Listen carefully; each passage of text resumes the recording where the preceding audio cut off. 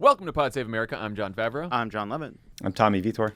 On today's pod, Democrats make another run at passing a voting rights bill. Lovett and I talked to Dr. Ashish Jha, the Dean of Public Health at Brown University, about what the latest CDC guidance and scary COVID headlines actually mean for you, and a new analysis about why we're all so angry points to Fox News as the culprit. Wow. What? Sometimes it's the person you most expect. Last week, the CDC issued new guidance recommending that everyone, even vaccinated Americans, wear masks in indoor public settings if you live in a community with substantial or high COVID transmission.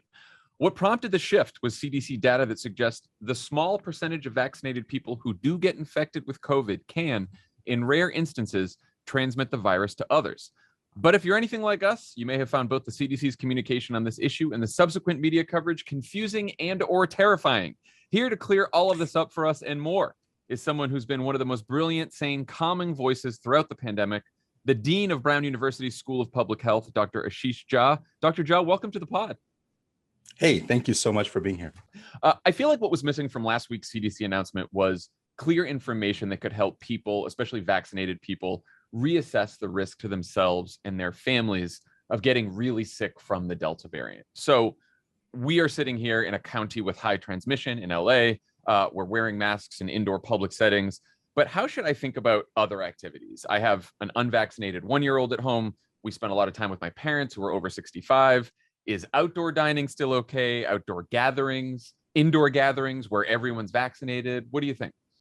Yeah, it is confusing, and there's a lot happening here. So let's break down kind of what we know and what we don't know. What we have learned recently, which is not surprising because we never thought these vaccines were 100%, is that breakthrough infections happen. Sometimes you can be fully vaccinated and you'll have a breakthrough infection. And then the other thing we have learned, which actually we knew even from that, remember that Yankees outbreak at the clubhouse where 7 Yankee players got, vaccinated people can spread it to others. So that's not a huge surprise. I think fundamentally what people need to understand is breakthrough infections are rare. And forward transmission, that is, if you have a breakthrough infection, you're going to give it to somebody else, is also pretty uncommon.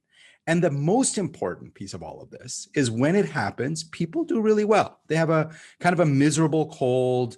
They can be pretty miserable for a few days, but they get better. Very, very, very rarely do people end up getting hospitalized or dying from any of this. So if you have that as your mental model, it should start helping you make some decisions. And by the way, the other thing about Delta variant is it is a bad version of the virus, but it's still the same virus, still does the same stuff. So outdoors, still really, really safe. Like I would not worry about outdoor dining. I would not worry about getting together outdoors with large numbers of people. Maybe the super packed outdoor concert might get a little uncomfortable. Maybe a political rally where no one's wearing a mask, maybe a little tight. But other than that, outdoor stuff is, I think, pretty safe.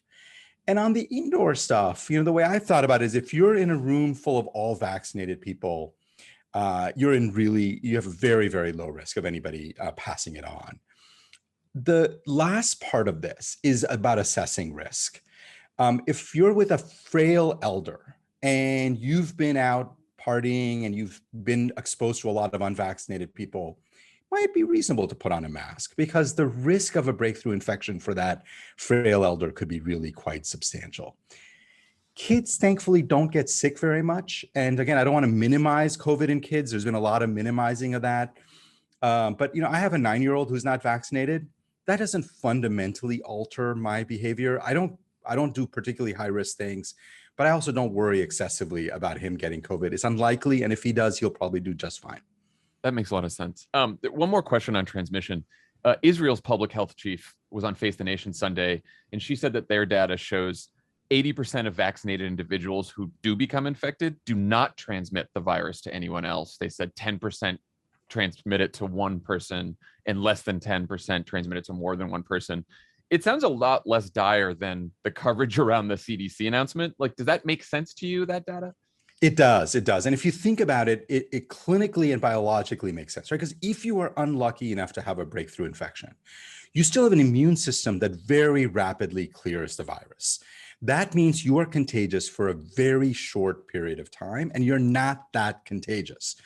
So it makes sense that some people, you may get unlucky and you can catch them in the contagious phase and they may pass it on to one person. But most people who have breakthrough infections are not going to spread it. This is why vaccinated people are not driving the surge. The surge we're seeing in America is all about the unvaccinated, and the vaccinated are unfortunate bystanders to this.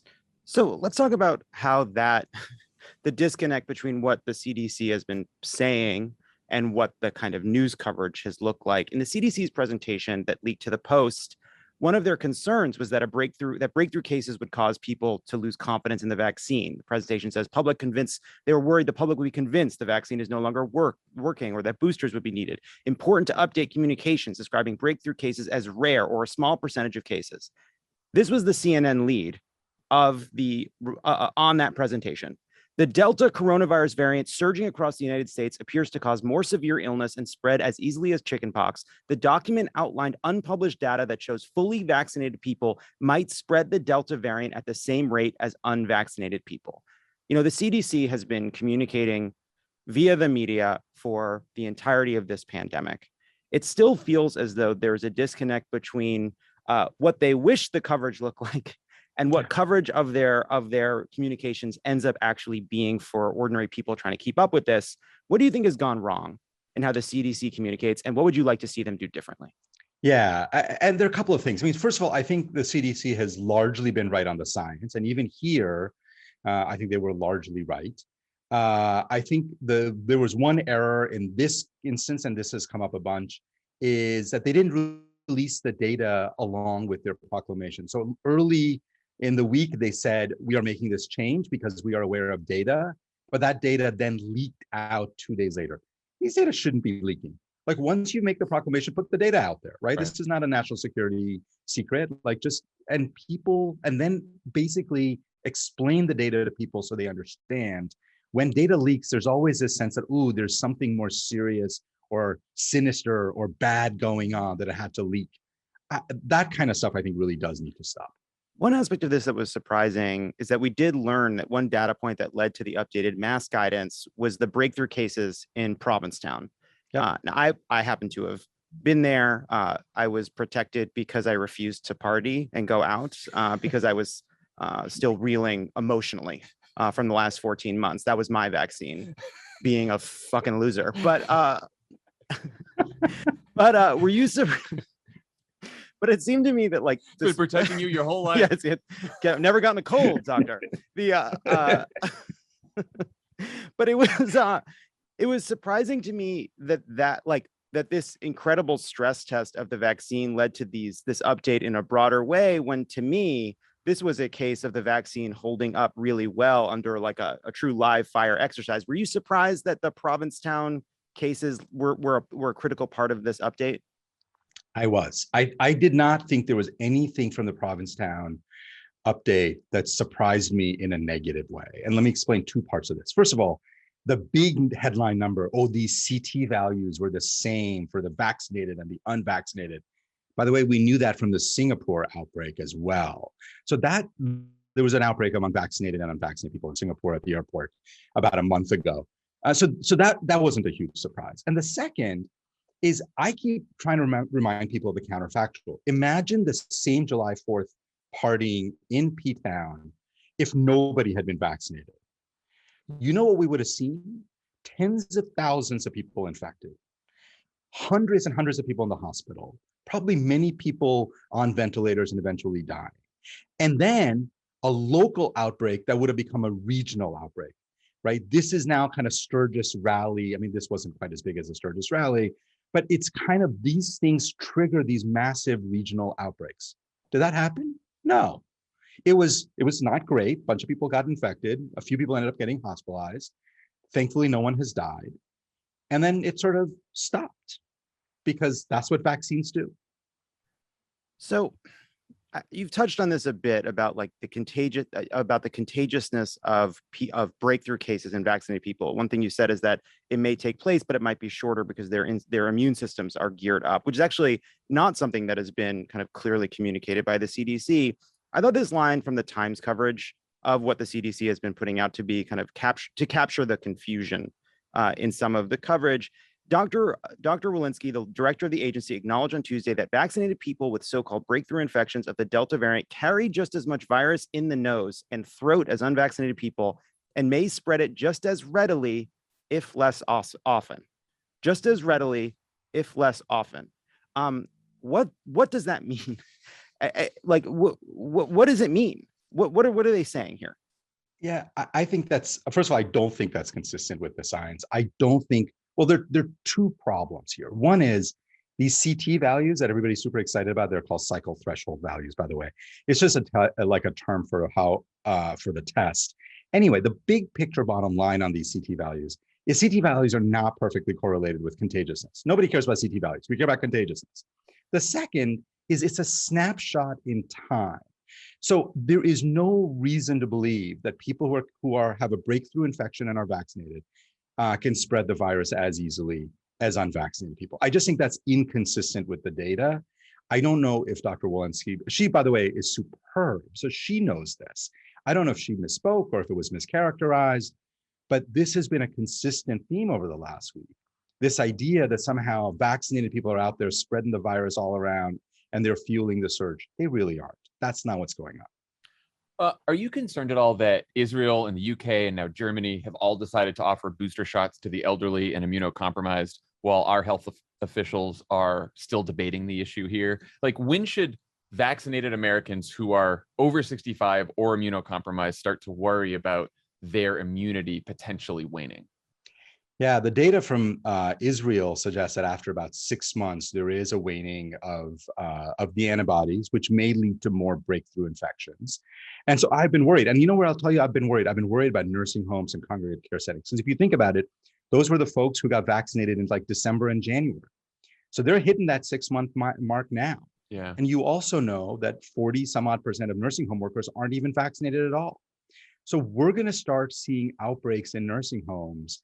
And the FDA has data on whether a third shot could be helpful. I suspect it is helpful. It'd be really great if this FDA would make a determination on that. Do you think that's going to happen soon? Because I guess we're, like you said, we're almost at the 6-month mark for December and January, folks. Yeah. It should happen soon. I mean, there's been a little bit of like, I think a lot of us have been kind of scratching our heads at why the FDA has moved as slowly as it has on so many of these things. FDA received Pfizer data on a third shot booster, a while back, and they should make a determination. A bunch of other countries have done it, and it'd be really helpful for the FDA to weigh in as well. A bunch of people in LA are putting on mustaches, and getting third shots illicitly. What do you think about that? Well, this is actually part of the problem, right? Is that if the FDA says, no, we're going to take our time, guess what? A bunch of people are going to go out and do it anyway. And the people who are going to go out and do it are better educated, high information, high sort of social capital. And guess who's not going to do it? The frail elderly in nursing homes, the poorer people. So the best way to create more inequities is to have a government that's not super responsive and an agency that's not super responsive to the data. So speaking of scary headlines, here's a fun one from CNN over the weekend. UK scientists believe it is almost certain a coronavirus variant will emerge that beats current vaccines. What is your reaction to that? And do you think we'll be able to update our vaccines quickly enough if that happens, if such a variant emerges? Yeah, first of all, I'm deeply skeptical of that ever happening. These vaccines are really extraordinary in kind of the breadth of response that they give, right? The vaccines have now been tested against a whole set of different variants, and they're holding up largely just fine. I guess it's theoretically possible. I don't lose a lot of sleep over it, but let's say that like it happens, because we've gotten a lot of curveballs in this pandemic. So let's say it happens. Yeah, we've got both Moderna and Pfizer-BioNTech that are very capable of turning around a new vaccine within weeks. And then the question for the FDA will be how do they test it? And are they going to require kind of long test times, or are they going to authorize it pretty quickly? The regulatory stuff is going to be much slower, but the science on this can keep up with the virus pretty quickly. So sort of last question on this, over the last week, I've seen a bunch of scientists and public health experts quoted as saying that, herd immunity isn't happening. COVID will become endemic. We'll basically have to learn to live with it for years to come. I know that's not actually as scary as it sounds, but what does learning to live with COVID as an endemic disease look like from a policy and public health perspective? Yeah, it's a great question. And there are two ways of learning to live with it, right? Is that do we manage to get pretty high levels of vaccination and then learn to live with it where we have a few occasional kind of breakthroughs and some people occasionally get sick, but we develop some good antivirals and nobody, people generally don't die or get particularly sick. And then we kind of go about our lives as like an annoyance. Or do we have a learn to live with it where 25-30% of the population remains unvaccinated? We see reasonably large outbreaks still happening among the unvaccinated, spills over. The first version, like life basically returns to a new normal. Things are pretty good. The economy's humming along. Restaurants are full. People generally are not worried, right? In the second version, you have occasionally cities having to put in mask mandates. You have places having to shut down. You have like these kind of countermeasures, these public health countermeasures that we have to do constantly being deployed locally in small areas. Hospitals occasionally fill up. We have to respond to that.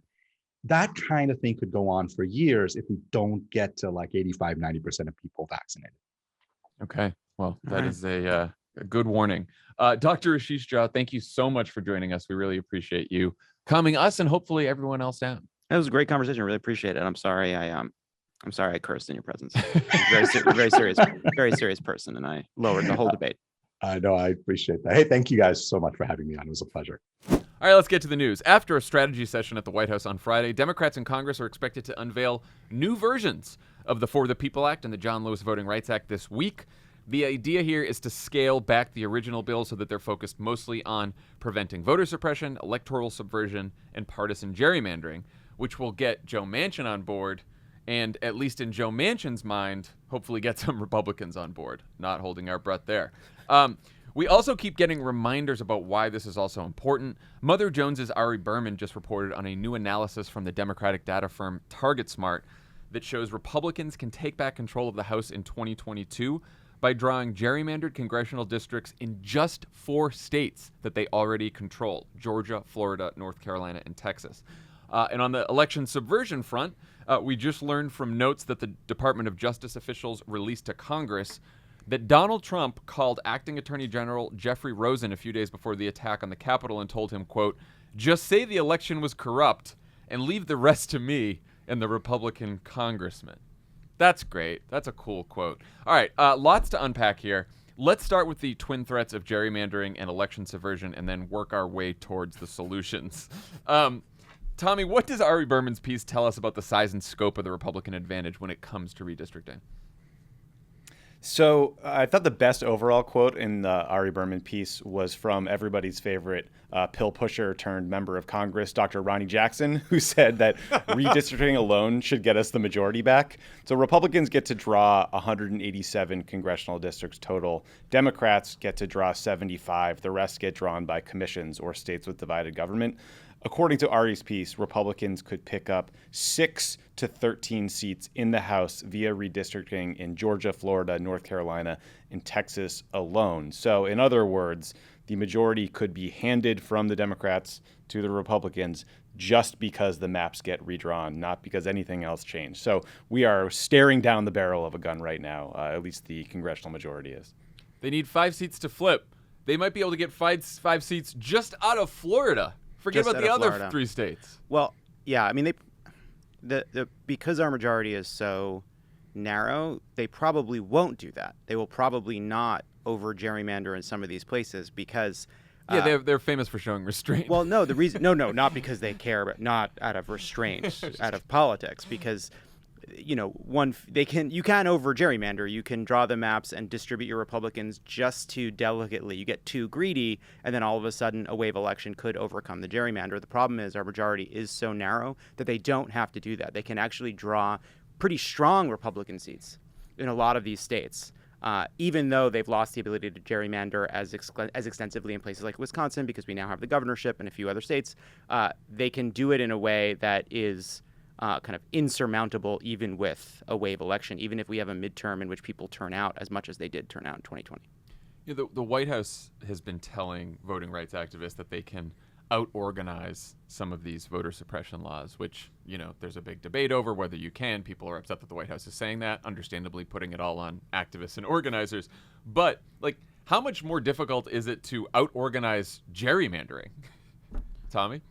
So I get something.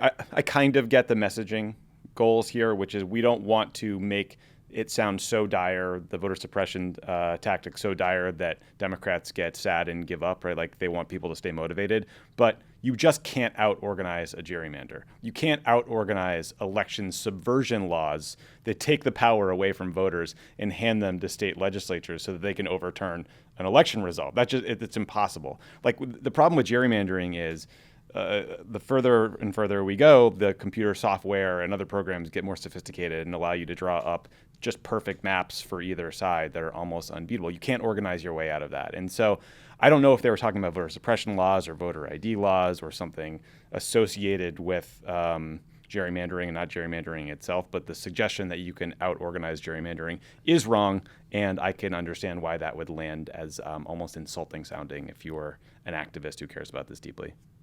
Yeah, I mean, it's part of the reason also why I've been sort of annoyed that most of the coverage about voter suppression since the election has been focused on some of the voter suppression laws and not the fact that Republicans are about to gerrymander the shit out of the map for a decade, because it is horrific to, for example, ban volunteers from giving food and water to people waiting in an hour line. That's awful, right? But there are ways to get around that, right? There are ways to make sure that people, voters, are educated about the hurdles they have to jump over to register to vote and to make sure they're not purged from rolls. All this stuff is horrible, but there are ways to get around it. David Shore, Democratic data analyst, says in this Mother Jones piece, if everyone voted the same way as in 2020, Republicans would win the House through redistricting alone. That's how hard it is to out-organize a gerrymander. And he said the ban on gerrymandering that's contained in this voting rights legislation is about 5 times more important than the rest of the bill combined.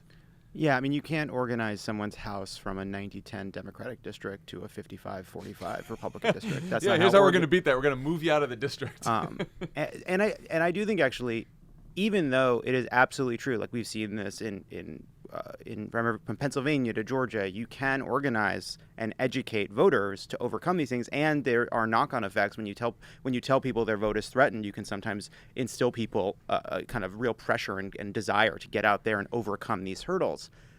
That said, it is a frustrating message. I agree, Tommy, that it is about just sort of signaling we think this fight may be really, really hard, if not impossible. And if we lose it, we still want to make sure people understand that we can win in the midterms. But it does take the pressure off of Congress to say that we can overcome these things with organization when the message needs to be, this is dire, this is an emergency, we need to act right now.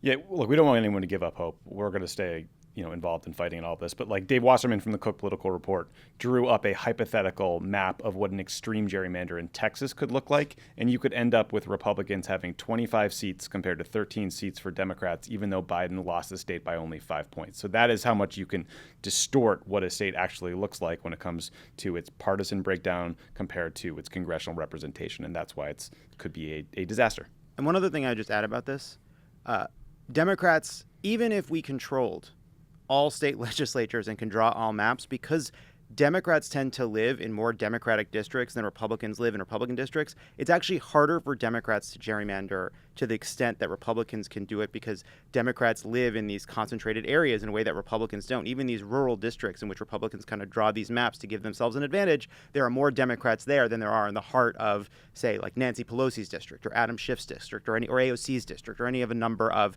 very concentrated Democratic districts.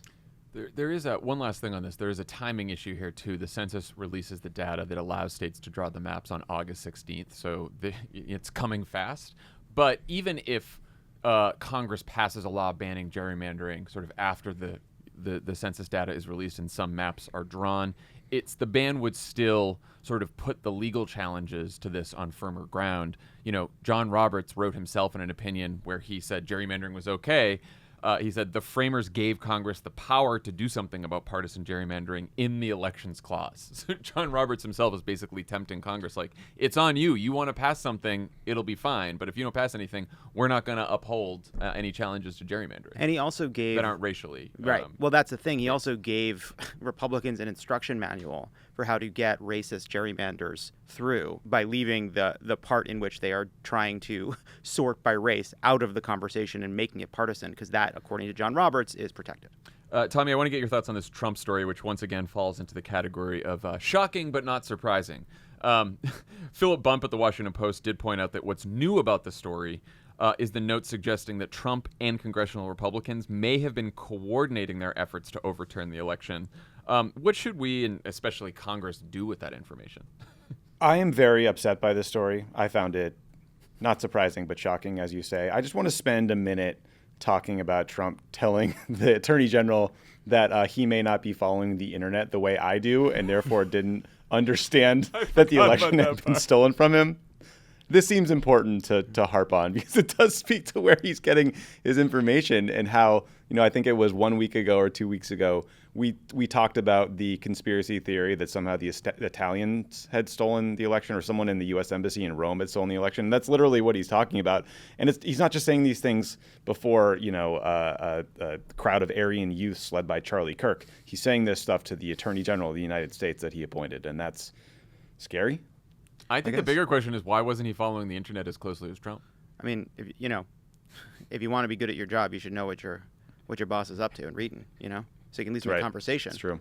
Got to read the whole internet. Got to read the. Lovett, what do we do about this? I would say two things. One, I know we know, but it is amazing how close we were to it all coming apart. We are very, very lucky. We are very lucky that even after Barr was gone and Trump tried to find someone who was more loyal to him in this job, there were these places where there was resistance, where there did not have to be. There did not have to be resistance in the Georgia Secretary of State's office. There did not have to be resistance in a in terms of political decision-making at DOJ. The other piece of this is we need to get to the bottom of what kind of conversations Trump was having with members of Congress, like Mo Brooks, like Jim Jordan, like Kevin McCarthy. And they need to... that needs to be part of the investigation that the committee is running right now. They need to treat those members as what they are, which is some combination of witnesses and perpetrators. Yeah. There's a CNN piece over the weekend where there was some question about whether they would be calling members of Congress as witnesses or potentially subpoenaing, or how they might get that information from them, or that testimony rather.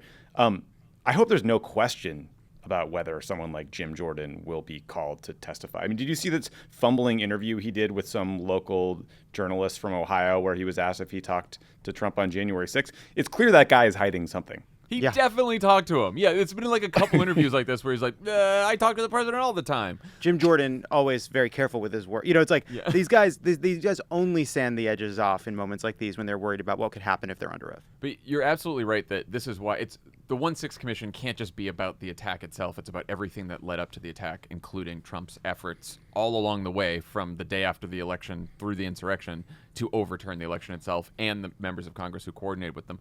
And I also think I was glad to see that as Democrats make this new push for like a revised voting rights legislation, that they're going to include language to prevent election subversion. I think that language really needs to be quite strong. I mean, there's a question of how much can you do about states trying to subvert the election, Republican officials in states. On the federal level, I think they need to amend the Electoral Act of 1887 so that you need like 2/3 of both houses of Congress to send the electors back to the states. That way, if it's 2/3, it's less likely to be partisan in nature. Like this idea that now whoever controls Congress can reject the president, whichever party controls Congress can just reject the results of a presidential election is fucking absurd. Yeah, and it should never have been a law. I feel like there's this question, like when Trump said to Rosen, "Leave it up to me and the congressman," what did he mean? Right? How concrete were the conversations he had with members of Congress? And I think that's really, really important, except that in the end, I want to know how much communication there was. I want to know how much coordination there was. But I think one of the lessons of January 6th is, even if there was none, they coordinated on television. They coordinated on Twitter. On the internet. On the internet. Trump's internet. And they knew what they had to do. They didn't need the same. The members of Congress needed the same amount of instruction as the people on the National Mall. They knew what Trump wanted them to do, and that's all that really mattered. And so, like the fact that he was in conversation with them is important. But ultimately, what we are watching is a threat that if basically what we know is that if Republicans have both houses of Congress the ability to actually have a presidential election is completely in doubt. Let's talk about the path forward on protecting voting rights and democracy. On Sunday, Joe Manchin told Jake Tapper that while he's optimistic about coming up with a compromise on voting rights, he still doesn't support a filibuster carve-out to pass it. Here's a clip. Jake, I can't imagine a carve-out because I was here in 2013 when it was called a carve-out. We're just going to do the cabinet for the president, and then it went into we're going to do the judges who are lifetime appointments for circuit and district. They were even going to do Supreme Court, but they didn't at that time. The Democrats were in control. 2017. Mitch McConnell's in control, comes right back in, and guess what? That carve-out worked to really carve us up pretty bad. Yeah. Then you got the Supreme Court, okay? So there's no stopping it. And if we don't put this place back in order, you get rid of the filibuster, which makes us work together. And I've said this, the brilliancy of our founding fathers was this. Why in the world did they give 2 senators to Rhode Island and Delaware at the time they were forming this great nation of ours when they told New York and Pennsylvania and Ohio, hey, you only get 2 too. Mm-hmm. It was basically to make us work together so that the big states wouldn't overrun the little states. It's a minority participation.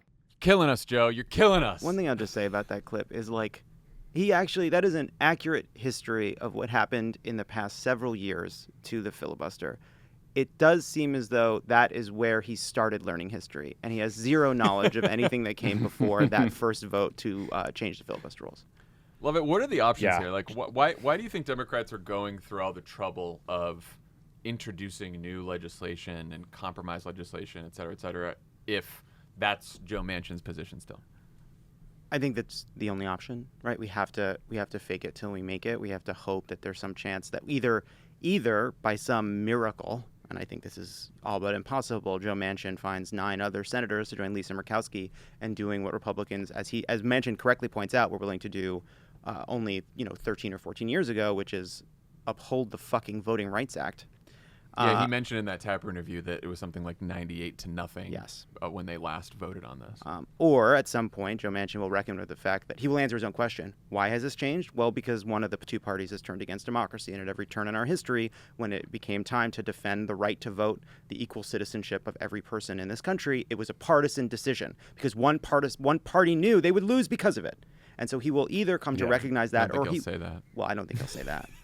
I don't think you he'll should say send him that. You should send him those remarks, though. But he always finds new words. Now Jake's question, which is a totally fair question, can you imagine doing it? No, I can't imagine doing it. Even if he can, in his beautiful, fantastic imagination, conjure an image of him passing a voting rights bill with 50 votes, he can't say that right now anyway because he has this theory that he can get these votes. So you have to just hope that that is what he is saying now, and he will allow the circumstances of Republicans blocking the bill to lead him to maybe pass it in the future.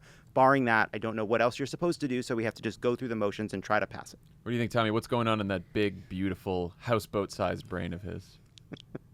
I wonder who wrote that carved up quip, and if they got a big old pat on the back after they came up with it. It's very. I bet somebody did. My only hope with Manchin is that he's just not going to change his answer until he does. Yeah. And like in some ways, that's the smartest path for him, just to hold out. When you decide to flip-flop, you flip-flop, and you do it until you're ready. You don't do it. To Lovett's point earlier, Jamel Bouie had a great piece in the New York Times about how the attack on voting rights is partisan, so no one should be surprised that the response is partisan as well.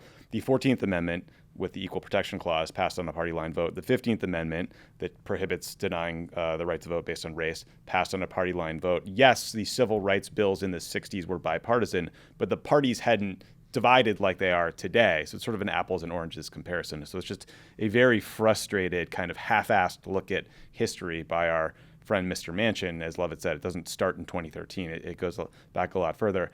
Also, I don't know if I've mentioned this person before.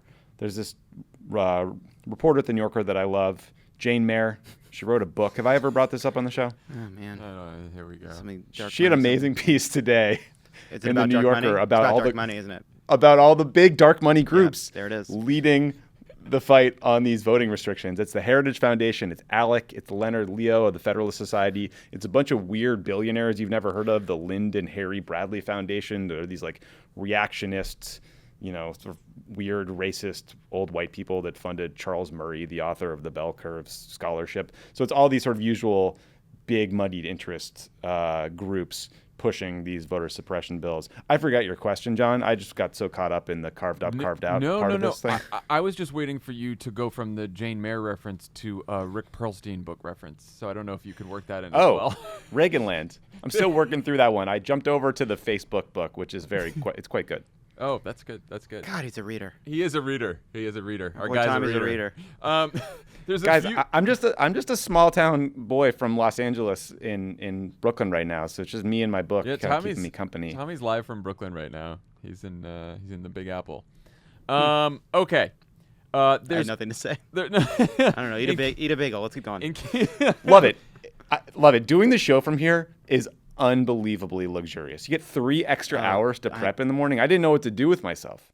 I was getting room service on room service. The East Coast crooked media life is pretty fucking great. It's incredible. Okay. I'm saying. John, you're cool too. No, I've been in Los Angeles for over a year, so it's fine. So there's a few other things on this in terms of the path forward. I do think, Lovett, like you said, fake it till you make it is the strategy here. I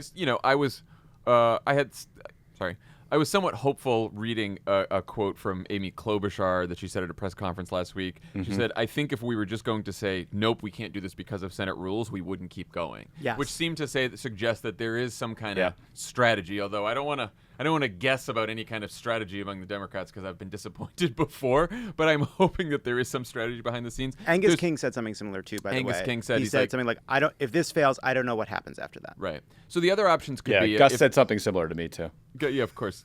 I call him Gus. Gus King.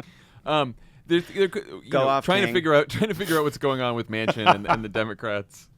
So stupid. There is a possibility that some of these provisions could end up in the reconciliation bill. Oh, give me a fucking break. I know. Yeah. Give me a fucking break. I'm just fucking dumb. reading the news. Don't think I believe this is going to happen. So, I'm just going to tell. It's a tax credit to not deny the right to vote. I'm trying to explain to our listeners what's That's happening. I think of that horse shit. You could say that states get money to administer elections only if they meet the following standards. You must have automatic voter registration. You must not purge the rolls and blah, blah, blah, blah, blah. So, would that fly through reconciliation? We don't know. Would some states that are maybe Republican states opt out and decide to not take the cash like they have done with Medicaid expansion for the last 10 years? Yeah, probably. I'm sorry. These governors... Seems tricky. Republican states decided to let huge portions of their population go without health care to make a point that they didn't like Barack Obama. Still are. Still are. How many years later? You think they're gonna be like, this is against our interests, but we want that money to administer free and fair elections. Yeah, that's their concern. Yeah, very silly. Then there's the question, like, is it not a carve out, but are we going back to some kind of filibuster reform? Would Manchin say, okay, 41 Republican senators have to be on the floor the entire time in order to filibuster this bill, and then hoping that some of the olds like Chuck Grassley finally get tired and have to leave and go to bed. That's the other hope here. Yeah, I do. You're betting on the prostate. Yeah, get you off that floor. Yeah, some of these guys have to pee every 30, 40 minutes. Anyway. That's our hope. I do, but I do think that Joe Manchin, he has expressed in the past openness to those kinds of reforms. A lot of this is semantic. If you could do something that he can say is not a carve out, it can still fit with what he said to Jake Tapper. There are a lot of places this can go that are hopeful. Doesn't mean it's not a long shot. We are because these are idiosyncratic. We are because Cal Cunningham loves to fuck, and we can't win a seat in Maine. We're stuck with the idiosyncratic decision making of two people that are not acting in the best interest of this country, and I don't know what that's the reality. Look, boo on Cal Cunningham, but I think you sort of glossed over the big fuck up in Maine there. No, right. Joe Biden won that state by a lot. Yeah, Cal Cunningham screwed a mistress, and Sarah Gideon kind of screwed all of us. Okay. You probably cut that. I agree with you. I agree with you guys that I don't think that this tuck the voting rights legislation into reconciliation plan makes a ton of sense for all the reasons you just outlined. I do think it's fair to say that you could argue that the initial For the People Act was a little too broad. I want public financing of campaigns too, but that wasn't the acute threat that we are all facing right now. I think even Amy Klobuchar was critical of how expansive the For the People Act was. So I'm hoping that she is working with this group of lawmakers that includes Manchin, that they're working on a narrowed down bill. They'll convince him to do something that gets us past the filibuster, and we'll actually get a vote on it. I mean, am I holding my breath? No, but it is existential. And I think if you're going to be critical of the Biden White House, this is the one place I do think they have not been fully engaged. And I'm not exactly sure what they should be doing, but everyone that talks to them about this side of issue comes away feeling like this isn't the priority that it should be, especially considering how much of his ability to get reelected lies with the need to hold on to the House by preventing this partisan gerrymandering. So I do hope that there is a renewed push on voting rights once the BIF or the BIB or whatever the hell John is calling it these days is through Congress. I'm very excited about an infrastructure deal. I don't know what your problem is. Look, I think I will say that how'd you get to Brooklyn? Fucking Zeppelin? You probably took a road, a tunnel, or a fucking train. Sorry, you hate hypocrite. Plane. It was a plane. It was a plane, John. I am for any very creative outside the box solutions here. You know, if they can figure out something in reconciliation, great. I'm doubtful, but I'm for it. You know, this is a mint the $1 trillion coin moment here. Still think we should have done that. Yeah, we should remember the debt limit. That was some throwback. Solution. Yeah, let's fucking do whatever to get this done. All right, I want to end with the story that caught our eye over the weekend, titled "The Real Source of America's Rising Rage." Mother Jones's Kevin Drum did a fairly detailed analysis of why we've become so politically polarized since the turn of the century, and he considers a few popular theories: our belief in conspiracy theories, our use of social media, and our economic and social conditions. But ultimately, he concludes that Americans' belief in conspiracy theories has remained steady almost since our founding, that our current polarization predates our increased use of social media, and that people are about as satisfied with their jobs and their lives as they have been in the past, according to polls. What's changed is Americans' distrust of institutions and anger towards government, and that began just a few years after the launch of the most influential source of propaganda the country has ever known.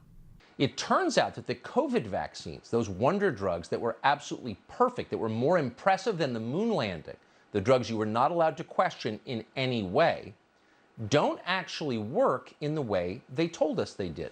COVID hypocrite Nancy Pelosi already breaking her new mask rules. Republicans slamming the speaker for what they call a massive abuse of power in the House. You want to mask us because you clearly failed in your effort to get us vaccinated because the totalitarian impulse within you is so strong? Nothing makes sense. If this were covered, Tucker, the way the riots of last summer were covered, it would be described as mostly peaceful. And I think to a great extent it was peaceful. The picture that you've shown of the people who were in the Capitol building milling around, the guy walking around the Senate chamber with the horns on and so on, most of them were peaceful. Surprise, it's Fox News. So Drum acknowledges that this is not exactly a surprising or exciting conclusion, but that while social media and conspiracy theories certainly act as fuel on the fire, it's Fox News that set the country ablaze, he writes. Lovett, what do you make of this theory and his reasoning behind it? I think it's very smart. I read the piece and I shared it, and what I actually want is I think it's making so you did all that you need to do. You read the piece, you shared it. Problem Mission solved. accomplished. I did my part. But once you hit that tweet button. What it actually does call for, though, is I think people who are more versed in the data that he is using to justify ruling out some of these other causes to kind of push back on it where they can, because it did feel like Kevin Drum has a point of view. All of his articles have headlines like "Fox News, the root of all evil," "Fox News killed my dog." Like that's sort of that's his it's his beat, and it's a great beat, and he's very smart. But I do think that like it's hard to know what the compound effects of social media plus right-wing misinformation could be. Another point actually is just that sometimes it's about misinformation, sometimes it's just about tone and the tenor of coverage and how people communicate with each other on social media. I also do think there are trends that maybe preceded the changes in our politics that took place since 2000, but they kind of concluded over these 20 years, one of them being the ideological shifting that led to kind of less heterodox views amongst Democrats and Republicans, some of the geographic sorting that we've been seeing. So I think it's a really smart point. I think the key takeaway, though, is regardless of whether or not he's underemphasizing other causes to make a point, is I think sometimes we like to talk about what's new when the underlying causes are so boring. Why is Conor Lamb mad at AOC? Well, it could be because she's taken a position on to fund the police, or it could be because Fox News is making everything worse. Like, why are we talking about vaccine misinformation and vaccine hesitant? Well, it could be because of all these other ancillary causes, or it could be because Fox News is making everything worse. And sometimes it's boring to talk about the same thing over and over again, but we should concentrate on it because we actually just need to figure out what the fuck to do about it. Tommy, what do you think? There's a really interesting piece. I think it's hard to point at one thing and say that's the reason we are more polarized, but a lot of the pieces of the story really rang true to me.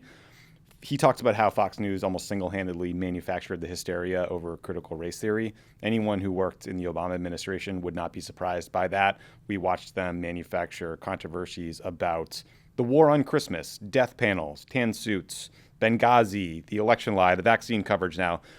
What's changed, I think, is the mainstream media at the time used to make the Obama administration treat Fox as real and credible and nonpartisan, or like they were fair and balanced or had fair and balanced components. Now I think that lie has been put to rest a little bit.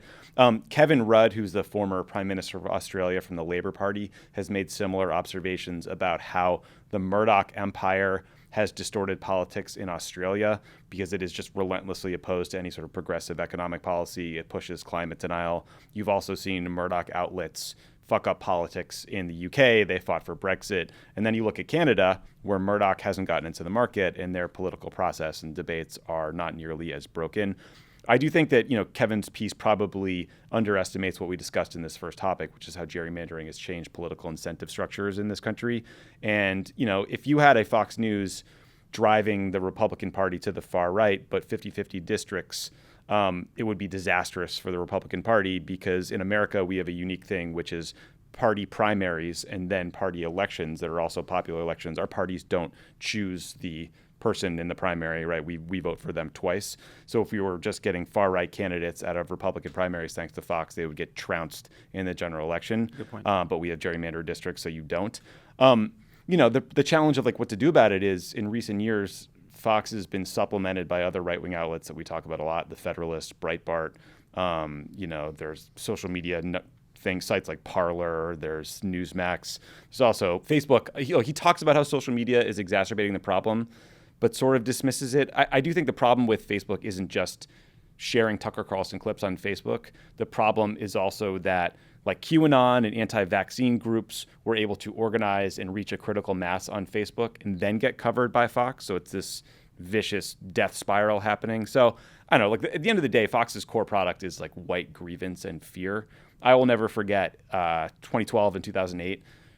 Fox News found this one random member of the new Black Panther Party just standing outside of a polling location in Philadelphia and did roadblock coverage of this guy all day long because they were trying to scare white voters out of voting for Obama. And, that kind of tells you all you need to know about them. When the chips are down, that's what they focus on. That's the side that they're on. And that's what their goal is just to scare these old white voters out of progressive politics. I totally agree that it's an excellent analysis that does minimize a bit, in my view, the role of social media. And I always think about the story that Dan tells about the IRS scandal in 2013.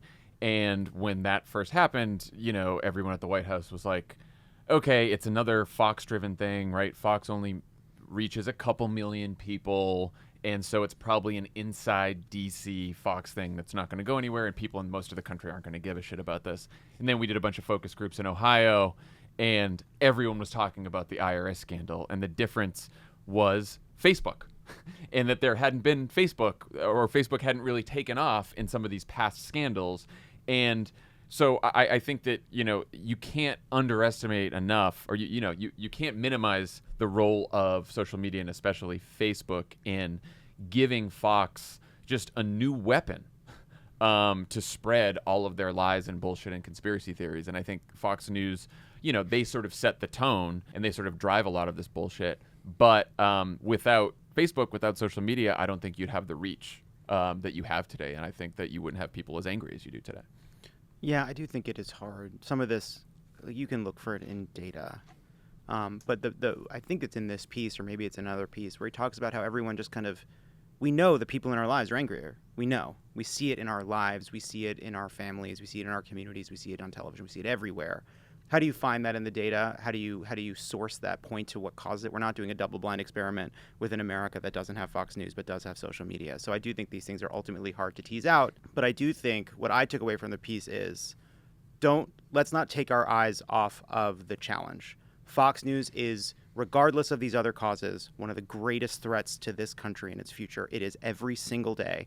And I think sometimes it is discouraging because we don't know what to do. But I do think we need to be more explicit in saying it, and then I do think we need to have conversations about the kind of boycotts that work, targeted boycotts. We should look at the moments when Fox News changed course and what caused them to change course. Sometimes it's boycotts, sometimes it's other forms of public pressure. I think we need to be more proactive and more deliberate and more concerted in our attention to the threat Fox News poses. Yeah, when you say we, I totally agree with this. Like, I think that, like you pointed out, Tommy, reporters have gotten better about this, mainstream reporters, at calling Fox out and being confident enough to say that Fox is a propaganda outlet. They never used to be. Then it sort of started where some of the media reporters would say it. People like Brian Stelter would point it out and stuff like that. And now it's gone to more mainstream reporters. You see some folks on CNN calling them out regularly, so that's good. But I still think, like, reporters should not treat Fox reporters and people who work at Fox as their colleagues. They should not show them, like, Fox exists to destroy the mainstream media and to undermine trust in the mainstream media, and reporters all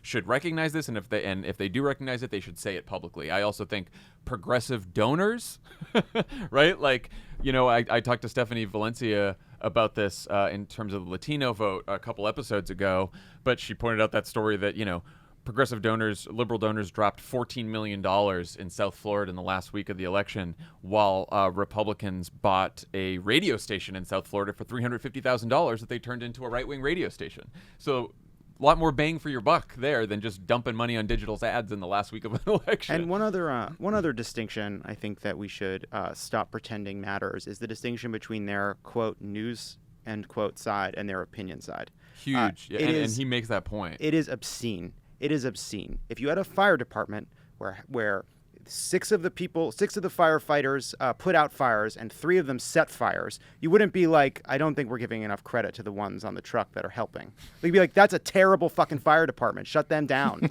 Shut them down. Don't call them.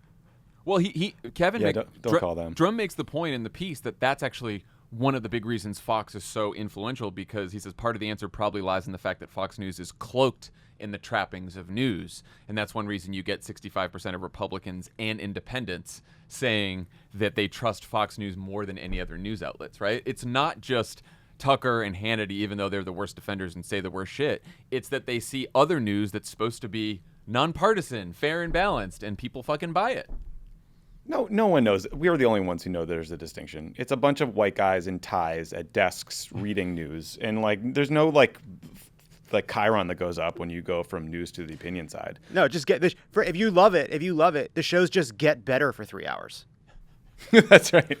I mean, like, in terms of what to do about, like, yeah, I give a lot of credit to groups like Sleeping Giants that have gotten advertisers to stop advertising on shows like Tucker Carlson when he does or says racist things. I agree that strategic boycotts are good. There's an effort called Unfox My Cable Box that is trying to get providers to drop Fox News from cable packages, but it's basically just a letter writing campaign, and that's a broader challenge because Fox makes most of its money by charging cable news subscribers like all of us, whether we watch Fox or not. So, you know, my hope is that long term that their revenues will be hurt by cord cutting, but I think that my own self-interest view here is that progressives need to create our own progressive media, fight fire with fire. It doesn't have to be racist, lying nonsense. It could be a different flavor and tone than Fox, but, like, we need to make a counter argument because I don't think that these right-wing outlets are going anywhere.